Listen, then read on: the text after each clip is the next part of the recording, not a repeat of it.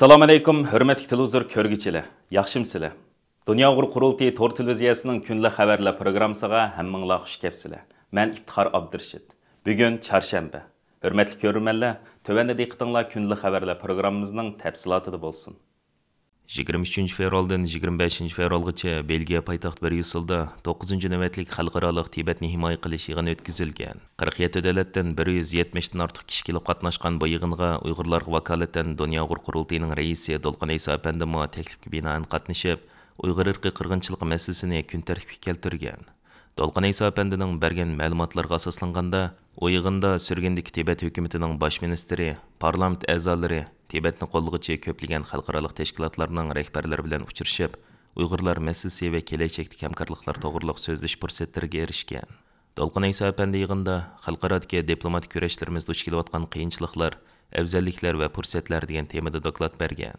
U yana yig'in jarayonida o'tkazilgan munozaralarda yig'in ahlining savollariga javob berib, Xitoyning Sharq Turkistonda o'tkazayotgan jinoyatlarni amaliy misollar bilan pash qilib o'tgan. Mazkur yig'inga Uyg'urlar masalasi texnik yetarlik bilinmagan Latin Amerika va Afrika ellaridan bir bo'lik kishilik huquq tashkilotlarining mas'ullari kelib qatnashgan bo'lib, Dolqin Ayso apandi ular bilan bundan keyin Uyg'urlar masalasida o'zaro hamkorlashib faoliyat olib berish to'g'riliq suhbatlar o'tkazgan.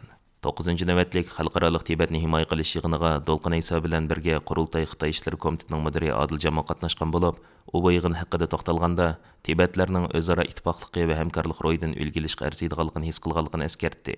Yig'inga Tibetliklarning ruhoniy doisi Dalay Lama tabrik so'z avatgan. Dalay Lama so'zida xalqarodagi Tibetni qo'llovchilarning ajrining Tibet harakatining hayot kuchi ekanligini ilgari surib, Tibetning bugun taxmi zo'r qo'llashlarga ehtiyojli ekanligini ta'kidlagan. Yig'inning oxirida qit'alar aro Tibet harakatini kuchlantirish to'g'risida muhim qarorlar e'lingan. Tibet harakatini kuchlantirish maqsadida dunyoning har qaysi joylaridagi Tibetni qo'llovchi tashkilotlarning ishtirokida har 4-5 yilda bir qatim qaralsiz o'tkazilgan bu yig'inning 8-ci navbatligi 2019-yili Surgundagi Tibet hukumatining markazi joylashgan Daram Salada chaqirilgan. Dolqin Ayso apandi shu qatim yig'inga taklif qilingan bo'lsa-mu, Hindiston kirish vizasiga erishalmaganligi uchun yig'inga qatnasha olmagan. Uning o'rniga Uyg'urlarga vakolatan Qurultayning bayonotchisi va xalqaro ishlar direktori Zumrat Erkin qatnashgan edi. Bryusselda o'tkazilgan bu qatim yig'inda Uyg'urlar masalasi boshdan oxiri Tibetlar masalasi bilan birga tilga ilinib kelgan. Xitoy hukumatining vatanimizdagi qirg'inchilik harakati davomli turda haqiqatni yoqlovchi zotlarning va olimlarning tanqidiga uchrab kelayotganligi ma'lum. Shveysariyadagi Zurich universiteti va Sangallen universitetining xalqaro savdo professori advokat Paulo Bernasconi apandi 24 fevral kuni Xitoyga keskin nazar nomli cho'ng tipdagi faoliyat munosabati bilan Ticino televiziyasining ziyoratini qabul qilganda Xitoyning irqiy qirg'inchiligini aybladi. Shuningdek, Shveysariya hukumati va dunyo jamoatini buningga diqqat qilishga alohida chaqiriq qildi. Paulo Bernasconi apandi Ticino televiziyasining naq maydon tarqitishida hozirgi dunyo vaziyati, Hamas Isroiliya to'qinishi, Rossiya Ukraina urush qatorliq masalalarni tilga olib, navbatda dunyo xalqining diqqatining mushu nuqtalarga markazlashib qolganligini, amaliyoti bo'lsa Xitoyning yillardan beri yushirin holda millionlagan Uyg'urni qirg'in qilganligini, aslida diqqatni markazlashtirishga tegishli masala dal mush ekanligini ta'kidlaydi. Erkin Asiya radiosining ziyoratini qabul qilgan Paulo Bernasconi apandi o'tgan hafta Luganoda ilib berilgan bir haftalik Xitoyga keskin nazar temasidagi faoliyat haqida to'xtalib, mundaq dedi: Biz shuni his qildikki, yillardan beri Luganoliklarning Sharq Turkiston va u yerdagi ahvollar haqida hech bir tushunchasi yo'q ekan. Bu qatim shu joydagi har bir rasm, har bir insonning bir reallik ekanligi, shundaqla rasmlarning tushuntirishlari va tutqunlarning atrofli tayyorlangan tarjimonlari orqali bu yerdagi insonlarga insoniyat dunyosida duch kelayotgan bu krizis va qirg'inchilik atrofli tanishtirildi. Bizmi bu yerdagi insonlar bu ishlarni bilsin, ko'rsin va his qilsin deganni kutgan edik. U siz bir Xitoy ishlar mutaxassisi bo'lish sifatingiz bilan Shveysariyaning Xitoy siyosatiga qanday qaraysiz? Shveysariya bu qirg'inchilikni to'xtatish uchun kuch chiqarishda qanday amaliy qadamlarni besish kerak degan savolga mundaq javob berdi. Biz 2013-yili Shveysariya bilan Xitoy o'rtasidagi erkin savdo kelishimiga qarshi jiq tashviqotlarni qildik. Afsuslanarligi, bu erkin savdo kelishimi Shveysariyaga 10 yil burun yetib kelgan. Ammo bugun biz bu erkin savdo kelishimining ostiga Sharq Turkiston xalqining majburiy amgiki, shundaqli zamonaviy qulluq badaliga ishlangan mahsulotlar yo'shiringanligini ko'rib yetdik. Bugungi kun kelganda Shveysariya parlament a'zolari Shveysariyadagi bir kichik davlatning Xitoyga iqtisodiy va siyosiy beqindi bo'lib qolishining naqadar xatarli ekanligini oxiri tushunib yetdi deb o'ylayman. Bu qatimqi Xitoyga keskin nazar temasidagi faoliyatni tashkilotchilarning biri Xatar ostidagi millatlarni qo'g'dash tashkiloti edi. Мәзкур тәшкилатның xodimlaridan Selena Morel xonimi bu munosabat bilan Erkin Asiya radiosining ziyoratini qabul qilib, bu qatimqi faoliyatning maqsadlari haqida ma'lumot berib, mundaq dedi. Lugano shahri Xitoy bilan eng ko'p o'rtoqlik bo'lgan bir shahar. Bo'libmi Luganodagi universitetlar, maktablar va nurg'un iqtisodiy sohalar shundoq.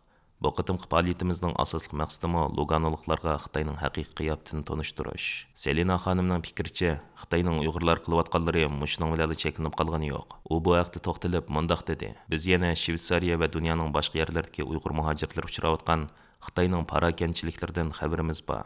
Bizning yana Shveysariya va dunyoning boshqa yerlaridagi Uyg'ur muhojirlar uchrayotgan Xitoyning parokanchiliklaridan xabarimiz bor. Xitoy yana Shveysariyadagi insonlarning ovozini o'chirishga va yo'q qilishga urinmoqda. Ammo Xitoyning bu qilganlari Shveysariyaning qarshiligiga uchirmadi. Ishonchimiz komilki, kelgusida bularning hammasi qiziq tem bo'lganligi aniq. Bu qatimqi faoliyat Yevropa xalqiga Uyg'ur irqi qirg'inchilik haqida tiximjonliq tushuncha berishda muhim rol o'ynagan bo'lib, bu haqdagi uchurlar har qaysi ijtimoiy taratqulardami ko'plab ham bahrlandi.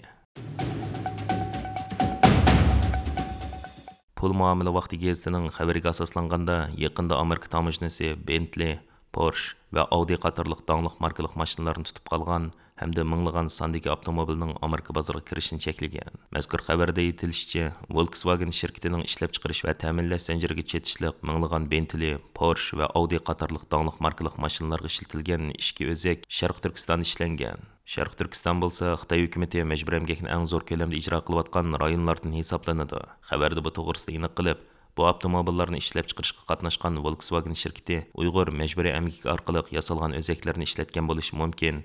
Bu mohiyatda Xitoyning majburiy emgak bedligiga yasalgan tovarlarga qartilgan import cheklimasiga xiloflik qilganlik bo'ladi deyildi.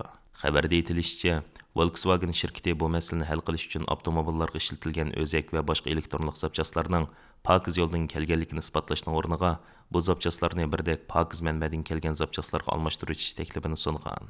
Amerika tamojnasi bo'lsa bu taklifni qabul qilgan. Bir qancha yildan buyon Volkswagenning Uyg'ur majburiy emgakiga chetishlik ekanligiga doir isbotlar oshkorlangan edi. 2022 yil dekabrda Angliya Sheffield Hallam universiteti qarmog'idagi tadqiqot guruhi e'lon qilgan dokladda dunyodagi avtomobil ta'minlash zanjirining Uyg'ur majburiy emgaki bilan keng aloqasi borligi, shuningdek avtomobil zapchastlarining hammasining degidek Uyg'ur majburiy emgakiga chetishlik ekanligi o'tirib qo'yilgan edi.